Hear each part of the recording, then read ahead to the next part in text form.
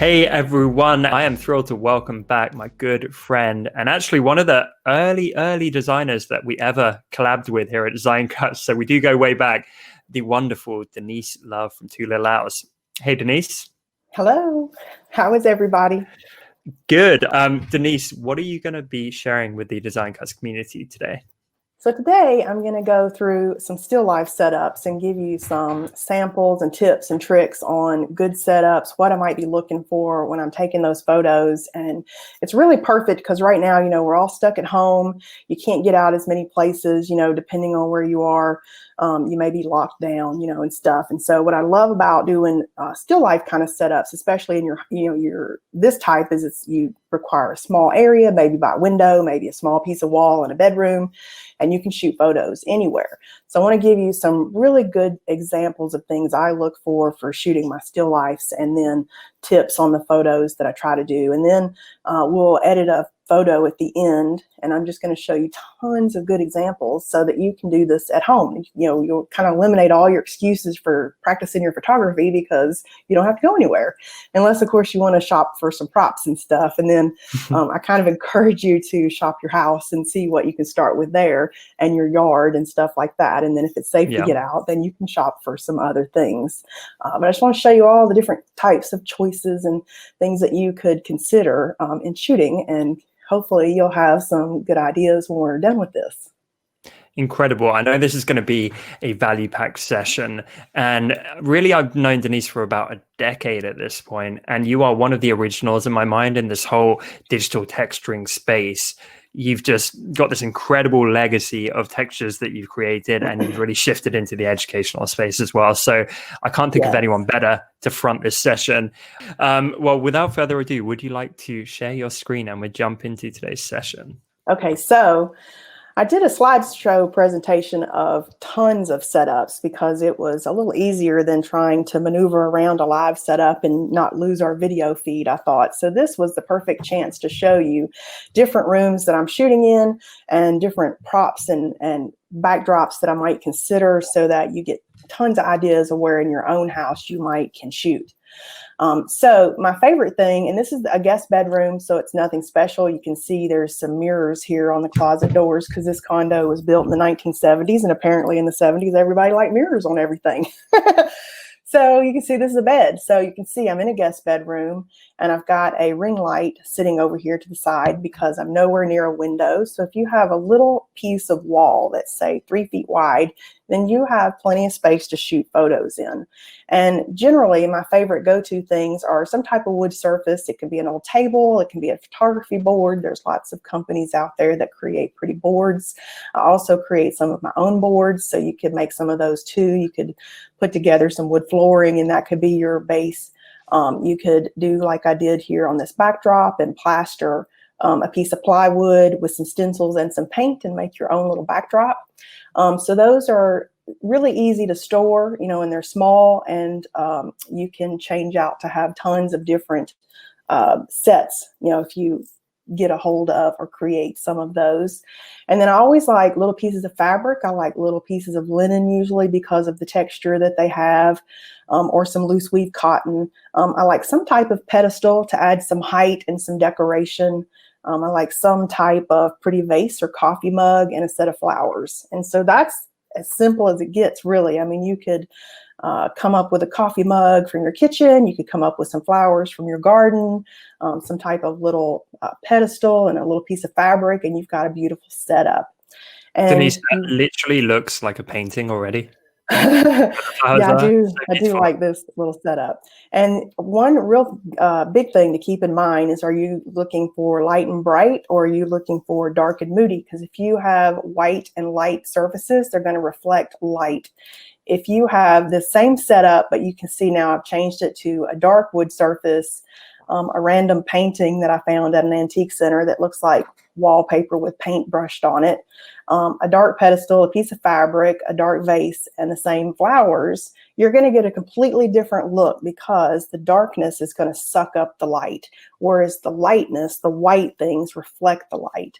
So if we go back over here, and I have one light for this. It's one ring light. You can use a ring light, box light, table light, handheld light, you know, be creative there in your lighting. But I'm using the ring light because that's my favorite type of lighting now. It takes up like no space, whereas the box lights take up 2 or 3 feet. And this is the photo that I got from that setup. So you can see it's light, it's Stunning. bright.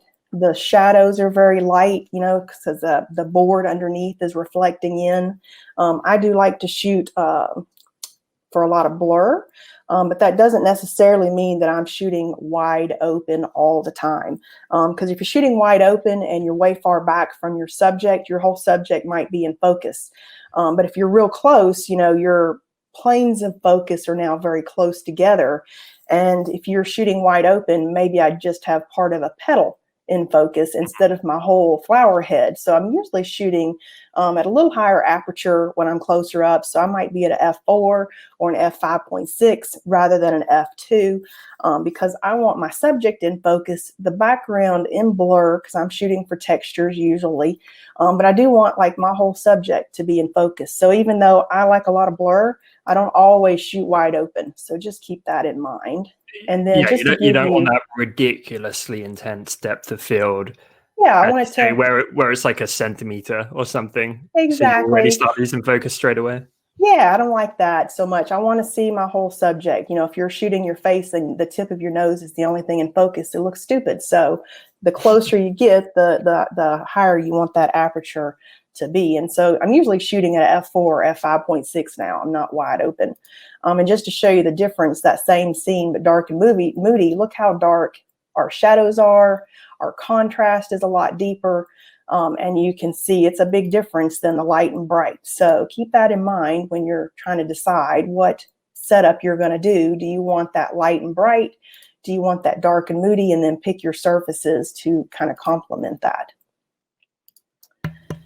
So Both this is a stunning. Though. setup. This is a setup in the window I'm sitting in. And this is an old wood table that I'm actually sitting on here for this presentation. That same backdrop that I created with plaster, some stencils, and some paint. I've got that same pedestal piece of fabric. You can tell here that it's a coffee mug because you can see the finger hole here on the back side and the flowers. And I've used an antique window, and these are one of my favorite little props.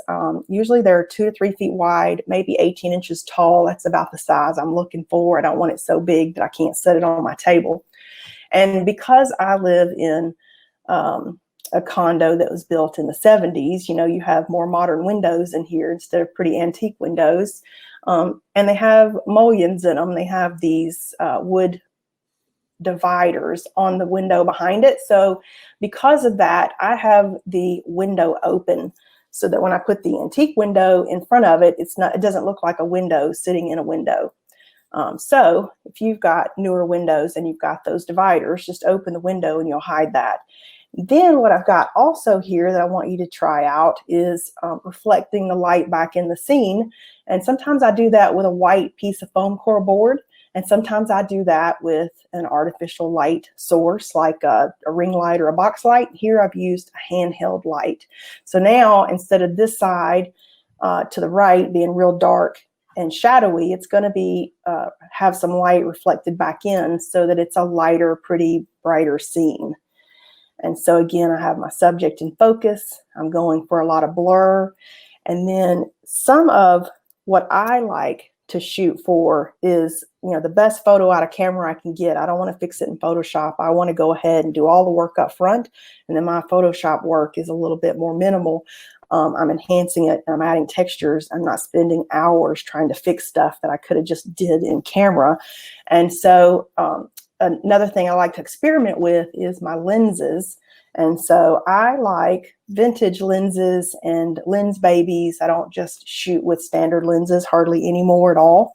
And this is a vintage lens, and I can tell because you have some lens distortion, adding some slight curl or whirl kind of back here in the background. And I love that. I love anything that gives me some extra special in-camera effects as I'm shooting. And this is a Helios 44-2 vintage lens, which you can get for like $50 off of eBay. So that's another advantage to some of the vintage lenses. You can get them real cheap, $50, put an adapter for your camera to that lens and you're set to go. And because I already shoot with a lot of the lens baby lenses, they're very manual lenses to begin with. They already don't talk to your camera, so it really doesn't, it's not any extra learning curve with the vintage lenses because they're all manual too. Love it. Denise, super quick. Mhm. I don't think you mentioned, but what's the name of the handheld light? I call it a lightsaber because that's what it looks like, and it's got a white daylight light on the front side and an amber light on the back side. And I don't use the amber light, but it's called. I'm looking over here in my do you know prop what brand closet. it It's is? called Optech, Opteka, Opteka. Okay, amazing. Thank The you. box is way up there in the top of my prop closet.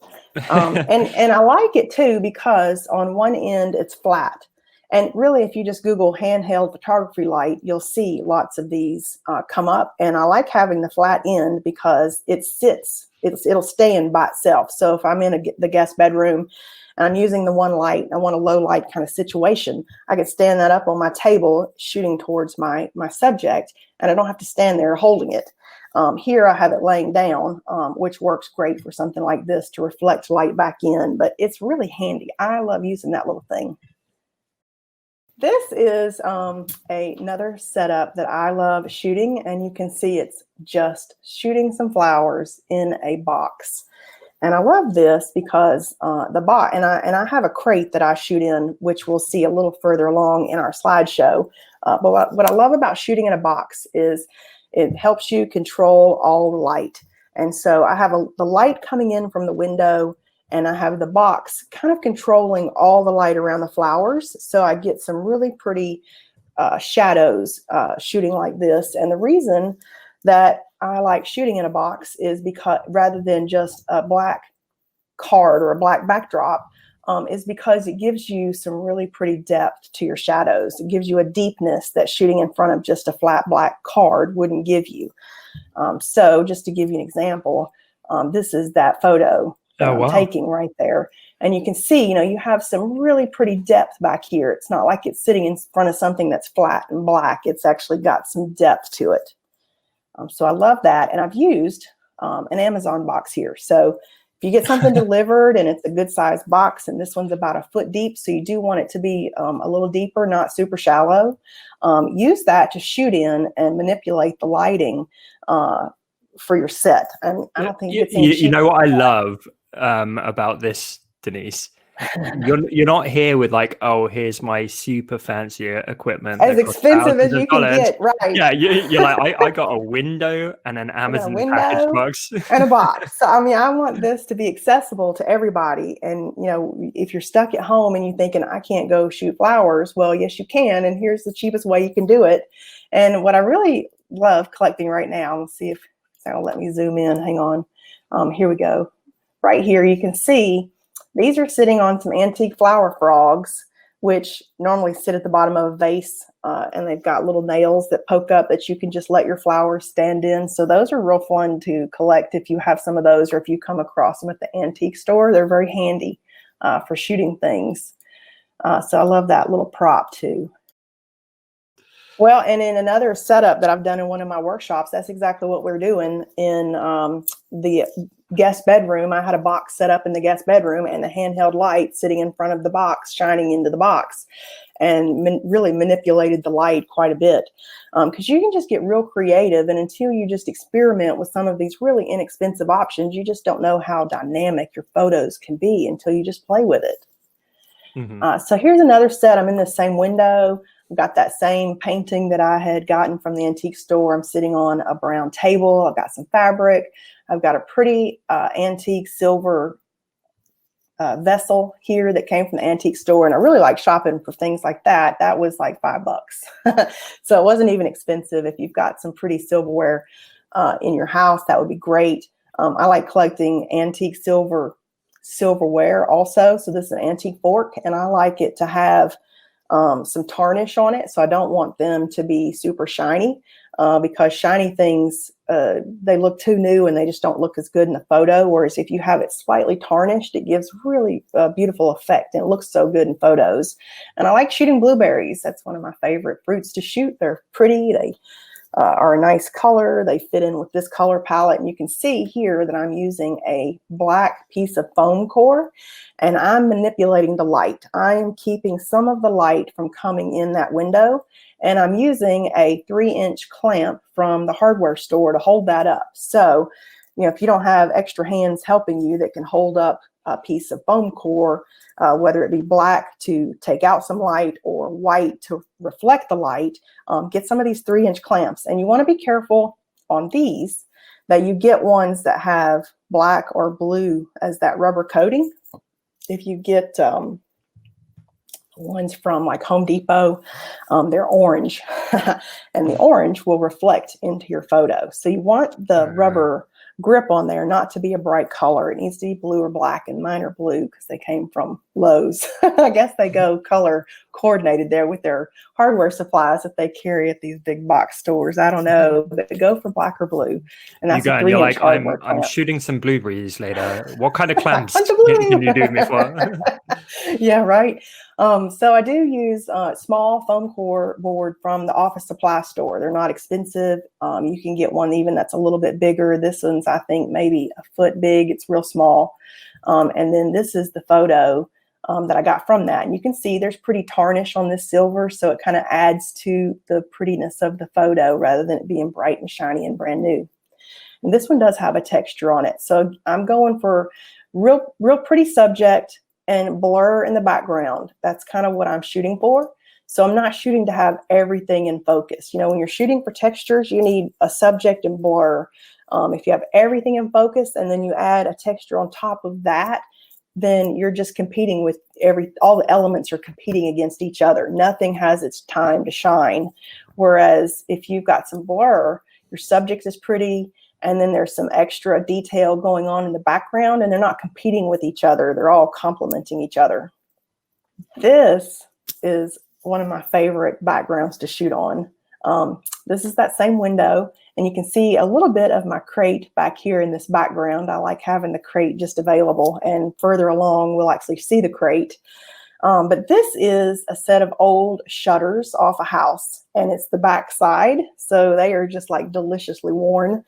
And it makes for the most beautiful photos to have this set of shutters as the base in my photos. And it's a left and a right. So you can see right here, there's a seam in it because it's actually 2 separate shutters that I've just got sitting on a table. And just to show you, look how pretty that grunge and beautifulness is. I love that. And this is something where, you know, you could just use some papers. Maybe you have a flower or 2. You can see over here in the corner, I had some flowers I was shooting with too. And it can be real simple. So I collect a lot of antique papers and antique books as props. And then I'll pair them with flowers or fabric or a piece of pedestal. And this is some antique butterflies that I had found that I've paired that with, along with an antique butterfly book. I thought, well, how appropriate was that? So this is one of my favorite things to do too. So here I've got kind of an unusual colored base in my photo. I'm going for a spring kind of photo here. So you want to be careful when you have things that are colored like this, because sometimes that'll put a color cast in, but if you're doing it on purpose, then, you know, go for it. Again, a piece of fabric, a pretty vase, the butterfly, and some flowers. So I'm kind of using similar things every time here. So keep it simple and practice your photos. But back here in this background, you can see I have a chippy siding type background look. And what that is a photograph that I took of the side of a chippy painted house. It's an abandoned house that had all the paint peeling off of it. And so I took a photo and I had that printed on matte or satiny photo paper. And then it's mounted on Gator board, which is a nice quality foam core that your printer can mount photos on. And so it's a really lightweight way to make a beautiful backdrop Whereas, rather than having the chippy wood pieces and having the paint fall everywhere, which I have some things with chippy paint on it, and I'm always sweeping up pieces of paint. So eventually I think they're going to have no paint on them because the paint's always chipping off. This is a cheap way to have lots of different backgrounds. And so what I'll do is I will take that photo true to life size. If I want that background to be 2 feet wide, then I will take a tape measure and measure on the side of that house 2 feet. And then that's where I'm going to focus my camera. I'm going to get in just close enough so that 2 feet is in my frame and get the best photo of that I can take. And then when I print it at 2 feet, it looks appropriate and life size.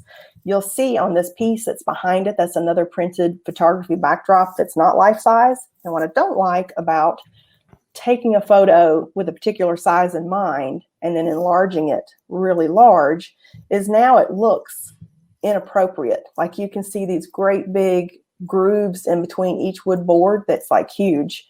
Whereas if I had taken that photo a little further back and had more in the scene, it would have looked more appropriate, more life size. So that makes sense. Yes, I do like it to be the correct scale when I'm printing now. So when I go out, I'm keeping in mind, am I printing this at 3 feet wide? Okay, what's 3 feet wide on that wall? Okay, let me take that exact frame. And then I want it to be all in focus. I don't want any of that in blur. Even though when I take my photo, it's going to be in blur, I don't want the backdrop itself to be in blur. So I want that to be on at least an f8, maybe higher. I set up on a tripod so that I don't have any camera shake, and I let that photo be crispy, clear, and detailed. So if you see this actual piece in person, it actually looks almost three-dimensional. It's so detailed. And it makes for a perfect backdrop. So even though you're not going to see the backdrop in the photo that I took, you see the pretty white reflection. I do like having that so that it's got as many uses as possible. I could use that as a board for a flat lay, put stuff on top of it and take pictures straight down on it, and it would look like a real piece of chippy wood that I'm photographing instead of something I printed. I've seen you do that so many times and you literally can't tell the difference. And Yeah. I never thought about all of these details and considerations that you put into that process, but that makes sense why it looks so convincing. Yes. And you don't want to print it on glossy paper because it'll reflect too much shine. So it's as matte a paper as your photographer printer studio offers. And most of them offer like a satiny paper. And that's okay because if you're getting a glare on there, you can just tilt it a tiny bit and then you'll have no glare in your photo. So just as flat as you can get. And, print those. I'm working on a space. Usually this board is 3 feet by 2 feet. And then this backdrop is 2 feet by 18 inches tall, is normally the size that I'm working with. Sometimes the backdrop is a tiny bit taller, but I mean, I'm getting right in on my subject usually. And so it really doesn't make any difference if it's much larger, and I tend to work in smaller spaces. So those sizes store really nicely away in my prop closet. So not everything's out in my way all the time. Amazing. Same window, and you can see those ugly hatches that my modern window has, which is why I like sitting that antique window in front of this one and opening that window so you don't see that. And then this is another one of my favorite things to look for when I'm doing stuff. And you'll see that is an antique tin tile from a ceiling. So it's got chippy paint on it. It's an okay color. That's not my favorite color on a tin tile. I've got one tin tile that's beautiful and it shades of blue and gray and chippy paint, and it photographs really beautifully. This one's real pretty too, and these are about 2 feet wide and 18 inches tall, so it couldn't be more perfect than that. And they're usually pretty cheap. I might have paid $20 for that. And it makes a beautiful backdrop and a wood surface, pretty vase, set of flowers, and a piece of fabric. You can kind of see a theme going here on how easy you can make some of these. And then there's your photo that I would have taken with that. And again, I shoot for a lot of blur. So if blur is not your thing, then just up that aperture to 5.6 or something like that, and you'll have more of that background detail. And a lot of times too, I'll take photos at several apertures because maybe I'm thinking I want it wide open and I'll shoot it, 2.8, and then I'll get it to the computer and I think, well, gosh, I wish more of this flower had been in focus. So now, instead of wishing later that I had done something different, I will set that up and I'll take it at 2.8 and 4 and 5.6. And then when I get to my computer, I have lots of options and I can decide which one really was the better photo for this shot. So don't be afraid to take a lot of different photos at different apertures, come in at different angles, play with the lighting, change out your surfaces. Something like this, I will change it to a light base and a lighter background for light and bright instead of dark and moody. I will experiment with some of those. I'll change out the vase. I'm really trying to get as much bang for my buck when I go to the effort to like buy some flowers to work with or something. And another thing too is I do like using, and you'll notice on all of these, I like using real surfaces. So I have vinyl backdrops and they've got a place in my studio for some things that I do. But when I'm shooting photos on it, like this, where I'm trying to make pretty pieces of art and stuff, I generally like these surfaces to be real surfaces, whether it's a beat up table and maybe a real tin tile back there rather than just some photo of something. I do tend to like real surfaces to shoot on. So that's why I have a lot of different fun options. This is my favorite. That's really cool. I love the composition. This is, the older you get, the more your eyes play tricks on you. So this year I've really used this setup quite a bit. This little tiny table down here is a drop leaf salesman sample from the 1900s that was sitting in somebody's attic all this time. And somebody had their grandparents passed away. And so the grandchild that got this table put it on Etsy for sale. And I'm like, oh, it's the most amazing table I've ever seen. And it's like 2 feet by 2 feet by like a foot off the ground. It's really small, but it's like a drop leaf dining room table that I guess the salesman was going around, as his sample to sell people when they did that door-to-door thing in the 1900s. So this table is so beautiful. And what I discovered shooting down on stuff is I can't stand still. You think you're standing still and you're holding your breath so you're not moving, and you take your photo, like if you're trying to do this without a tripod, and no matter how many pictures I take, something is moving. I either hit the camera button and my finger shook my camera, or I'm slightly swaying even though I don't think I am. So this year I've really started to getting into using my tripod, and this is a tripod with a boom arm, and it's really handy. I've had this for many years, and it really only got like a ton of use this year. And what I like about a boom arm tripod is you can do this exact thing. You can do setups where you're facing down because that arm kind of telescopes out. You can also get a boom arm for an existing tripod if you search for boom arm for a tripod. So that's the secret, BOOM, boom. This one, I can't read the name, but if you search tripod with a boom arm on Amazon, they'll come up. It doesn't matter. You just want it to be sturdy enough to hold your camera up, and that's a heavy camera. If it's got like that 24-70 lens on it, that'd be a heavy lens. You want it to be able to hold that up without tipping forward. This has a Lens Baby velvet lens on it, so it's not as heavy, but I do love this heavier duty tripod. And what I'm doing here is I have a little gadget here on my camera, and this is a Camfi, CAMFI, and that is a wireless tethering device. And then there is a Camfi app for your iPad or your iPhone or whatever device you're using.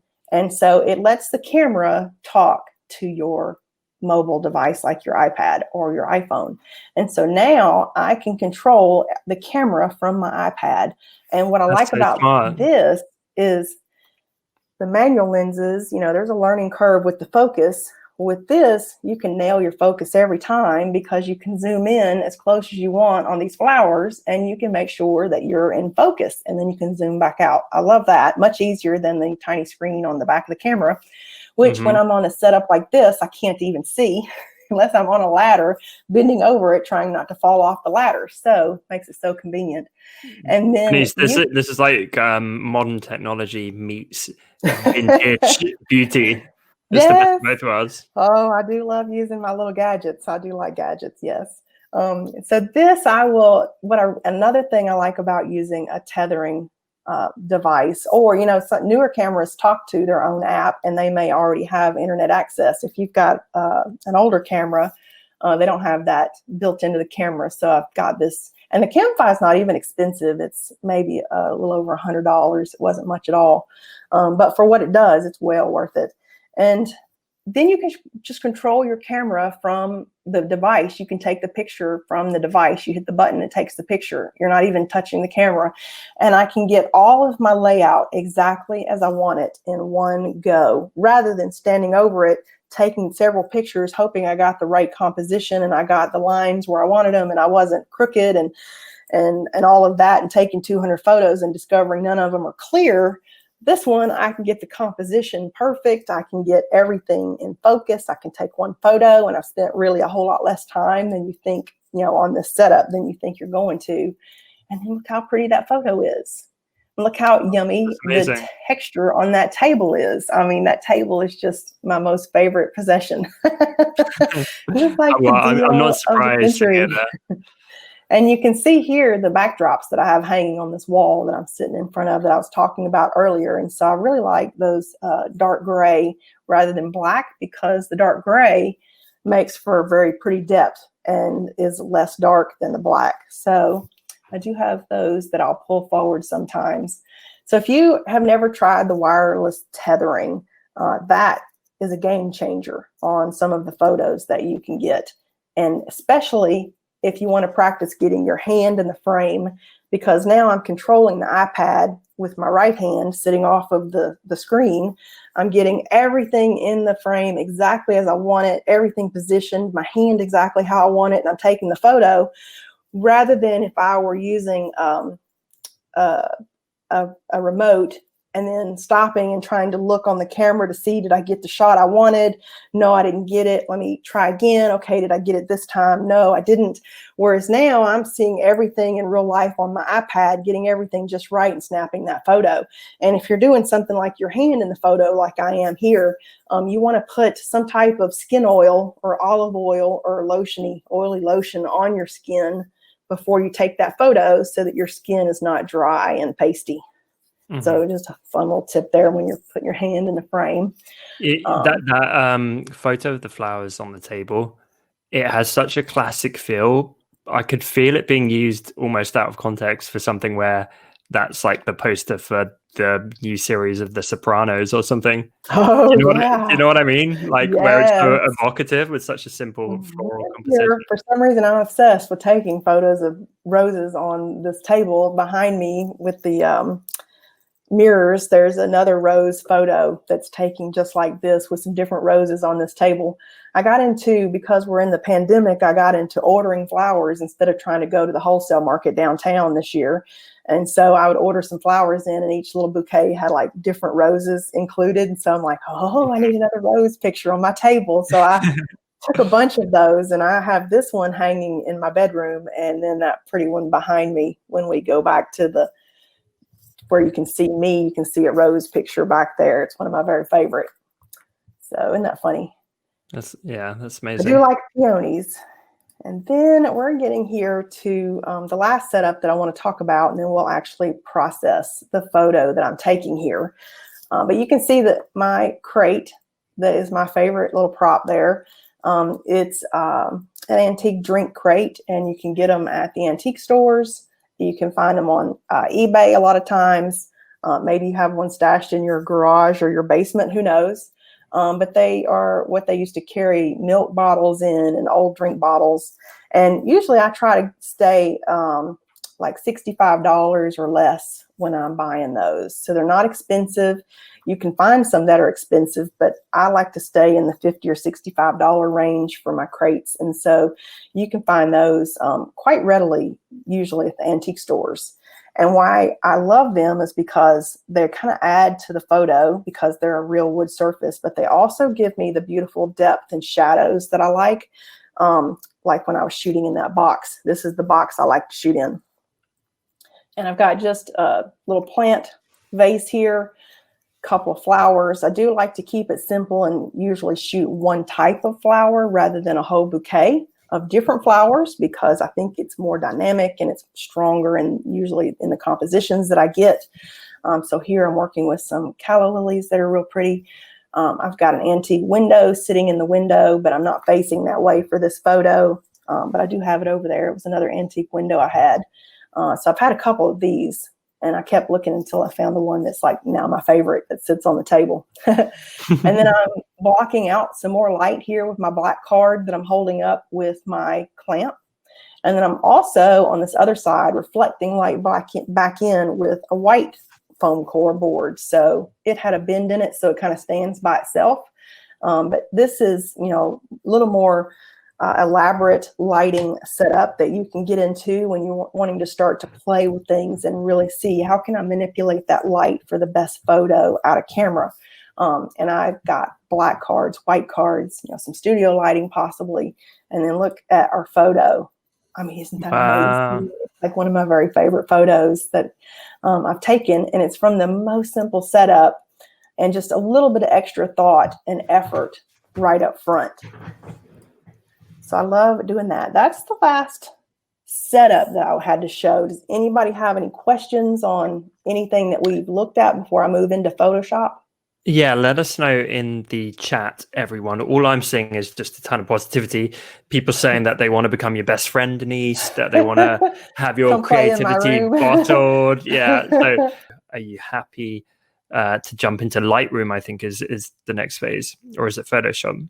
Okay, so today I'm going to work in Photoshop, and I'll tell you why here in a second. A lot of times I'll start in Lightroom if I'm starting with all my photos that I took from a session and I'm trying to narrow down what I like, or I want to process them all in a similar way. I will start off in Lightroom and then I will move to Photoshop. If I already know what photo I'm going to process, like this right here, sometimes I like to start off in Photoshop because we can use the presets in Lightroom and Photoshop, and I'm going to be using a preset on here. And there is one benefit to working in Photoshop that you can't really do in Lightroom. And I always wished, you know, in Lightroom, when you apply a preset and you think, oh, that's too much, I wish I could just tone it down a tiny bit without editing every single, you know, slider in Lightroom. I find that very frustrating that there wasn't just one dial that turned it down a hair. And in Photoshop, we can do that. So I'm going to make a copy of the background and just call it preset for now, because usually what I will do is once I put a preset on there, I'll come back and rename that with that preset just so that I know in the future what did I use. Because people ask me, since I have a little business, they're like, what'd you use on that one? Or what'd you use on? And I'll have to go look if I can't remember. And if I just call it preset, I'm going to be like, well, I don't know. Unless I did a video like this and I can go watch the video again. So I will come back and name the layer preset so I know what I'm using. And I'm going to go into filter and camera raw filter. And I'm going to use our presets in the camera raw filter. And then you'll see in a moment why I like to do that when I get back over there. And normally what I'll do is set the exposure and then go play in the presets. Because if I'm editing a photo, let's say you just want to do it all from scratch. And so maybe I just want to tweak each of these levers going all the way down Lightroom to whatever I think might look good. You can see it's going to take a while to just kind of look through this and say, oh, do I like this? Do I like that? Okay, do I want to add a curve? Let's see. Go ahead. Camera raw is so powerful, and we got a couple of Photoshop power users coming on later in Jesus Ramirez and Colin Smith, and in their sessions a few months ago, they really started to show me quite how much you can achieve just in camera raw. And it's amazing, right, Denise? Like I used to almost skip over that part, but like it's so powerful. they've changed it to where it is now. That's much more user friendly. It didn't used to be so user friendly and have as much that you could do in it. And so now I love it. It used to be a little more frustrating and using the presets, and it was not as easy. But all these updates they've done have made it amazing. So what I just did when we were chatting there was I added some sharpening and then I masked it. And if you hold down your Option Alt key while you're masking, you can see exactly what's being sharpened. And the reason I do that is because if it's sitting at 100%, like you haven't masked anything off and everything's white, you're sharpening every single pixel in that photo. And what you don't want to do that is you don't want to sharpen extra pixels back here and add a lot of grain. Like especially you can see right in here at this blue base, there's a lot of grain in there. And I'm not trying to sharpen every pixel and have it super grainy. So if I mask it off to just where the white parts are being sharpened there, so my details are getting that extra sharpening, now I haven't added nearly as much grain to that background as I could have. You know, I actually forgot to do one thing when I was in the regular Photoshop part before I added the slider. Normally before I get to this part, I clean off blemishes. Let me do that real quick. I'm gonna clean off the blemish and then we'll go right back in there. But I'm using a spot healing tool, and I'm gonna just, before I even get started, I'm gonna clean off blemishes on any of my flower photos like that. And I can just tweak it a little bit to get off any spots or weird places. So I use the spot healing tool to do that, and then I will do the next. And I do that first because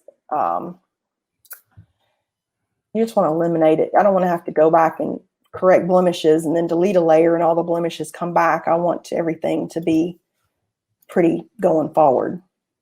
So I completely forgot I had those great big blemishes. So when you go out and come back in, it resets everything. But, you know, as you were seeing, I mean, it's taken me forever to just tweak every little setting. And then when I'm done, I only have one look. Whereas if I came over here into my presets, I could have as many preset collections as will fit in my computer. And I can scroll right through these and get 100 different looks that I didn't even think of. And I don't even know if I could refigure out how I got like this look right here with this pretty vintagey feel. I don't know that I could recreate that from scratch. These look stunning as well. And I mean, you could say this about any kind of digital asset. This is why we're so fussy at Design Cuts, but I see a lot of bad presets out there that actually don't make the image look worse, if anything, not better. And yours, I can tell there's been a lot of love, excuse the pun, a lot of Denise Love that have gone into making these special. Well, you know, the secret to making better presets is to not include exposure adjustment or white balance adjustment in the preset. So in this main slider, I can adjust the exposure or, you know, the temperature and tint or the white balance. I can adjust those settings, and then I can go to the presets and it will not reset those settings. And then I can apply, you know, the preset. I can just scroll down and look to see what each one would do. And a lot of presets that I've had in the past reset everything, and that's why they look terrible. You have to go back and try to do the exposure again to see, is that going to work or not? But you can see I've got lots of different choices depending on what collection I pick. So this one, I'm going to use the Foundry, and this is number 11, and I love how that looks. It's very pretty. It's kind of matte. It's a little bit saturated. But one thing I don't do is apply a preset and leave it alone. I think every photo can still use a tiny bit of adjustment. Well, so it's just a time saver, right? It gives you a starting point. Exactly. It saves a bunch of time in the process. And a lot of my presets, because my own personal editing preference is to really make it pretty and matte, like old film.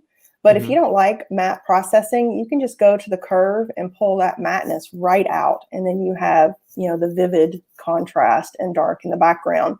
I like the curve in there because I like that little bit of matteness. And then I will always go to the sharpening, hold my Option Alt key down and tweak that. And this is the first round of sharpening that I do. And I will do a second round of sharpening in just a minute. And this is like an unsharp mask. And then I will, this is like the sorry, I'm forgetting it's not the unsharp mask. This is the, or maybe it is. I'm forgetting my terminology here. Yeah, it's like an unsharp. It's the one that does all the pixels. And then the second round of sharpening I do is a high pass filter, and I'll tighten up the edges even more. And I actually like where it's sitting. So I'm just going to hit OK. And we're going to go back into Photoshop. So look at that just from the original. And this is another reason why I like doing it in Photoshop. I can kind of see my before after. And then if I think, oh man, that's way overdone, I can turn the opacity down to exactly where I want it. So that's what I wanted in Lightroom all these years. And I actually like how vivid it is. So I'm going to leave it at 100%. And now I'm going to do my second round of sharpening. And I always do sharpening before textures. I rarely sharpen anything after a texture. I don't necessarily want to sharpen all the texture and the texture details, but I want my subject sharp. So that's what I'm going for with my sharpening. So I'm going to do a high pass filter. And I'm going to go to filter, other, high pass. I usually have that sitting at a 12 pixel. Some people say, oh, isn't that too high? And I say, absolutely not, because you can always turn the opacity down so that you have the perfect amount of sharpening for your photo. But you don't want to have to. It depends on the image size as well.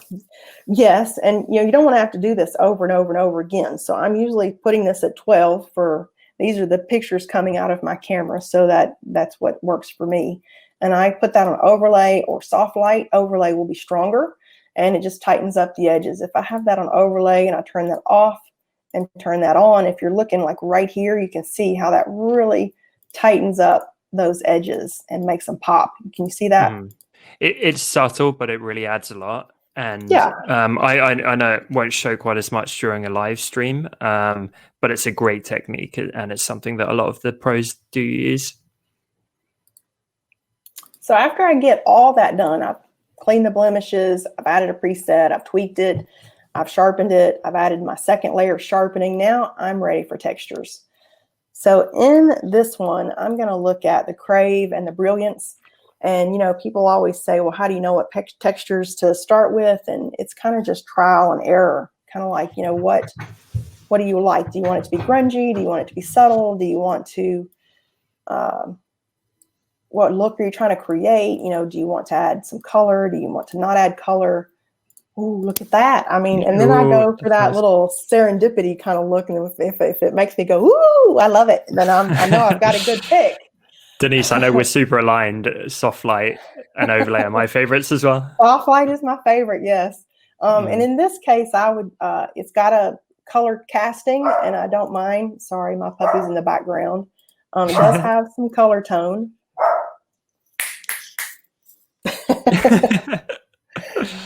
So I'm going to go and adjust some of the texture itself. So I'm going to image adjustments, hue saturation, and this is how you can pull color tone out. And if you just want texture but no tone, pull it all the way down. If you don't mind a little bit of color tone, then you might just desaturate it a little bit. Just depends on how much of that color toning that you want. And then I also add a mask, and I will go with a soft round brush set on the black color at a very low opacity, because you can always take off more. You don't want to take off too much right up front. And you want it to be a soft brush, because you don't want where you're taking it off to be super noticeable. You want it to be a very gradual transition.